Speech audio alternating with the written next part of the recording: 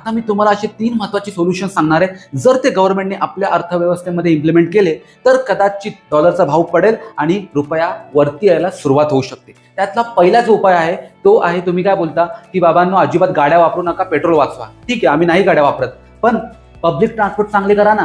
ते नाही तुम्ही करत. तुम्हाला माहिती आहे जपान किंवा सिंगापूरमधली जी श्रीमंत लोक आहेत ना, ती तिकडे पब्लिक ट्रान्सपोर्टचा वापर जास्त करतात. रेल्वे आणि बसेस त्यांच्या इतक्या चांगल्या आहेत की ते जास्त ते प्रिफर करतात. आणि त्यांच्याकडे मेट्रोची सुद्धा लास्ट माईल कनेक्टिव्हिटी आहे. त्याच्यामुळे तिकडची सिस्टम इतकी जबरदस्त आहे, तिकडे श्रीमंत व्यक्ती कुठलाही गाडी काढायला स्वतःची बघतच नाही. या उलट आपल्या देशामध्ये जर तुम्ही मुंबई पुण्यामध्ये आलात तर प्रत्येकजण आपापली गाडी काढतो, ट्रॅफिक वाढते. का? कारण की बस सुद्धा टायमावर मिळत नाही ना. हा एक मोठा प्रॉब्लेम आहे. त्याच्या व्यतिरिक्त आपल्या देशामध्ये कुठल्याही मेट्रोची लास्ट माईलची कनेक्टिव्हिटी नाहीये. याच्या विरुद्ध आपण अजून काय केलं पाहिजे की जेवढ्या पण बसेस आहेत त्या इलेक्ट्रिकल बस आपल्या रस्त्यावर धावल्या पाहिजे. खड्डे जे आहेत रस्त्याचे ते कमी केले पाहिजे, जेणेकरून ट्रॅफिक कमी होईल, इंधन जास्त वाचेल. हे सगळे सोल्युशन जर आपण नीट इम्प्लिमेंट केले तर कदाचित आपल्याला जास्त पेट्रोलच नाही लागणार आहे.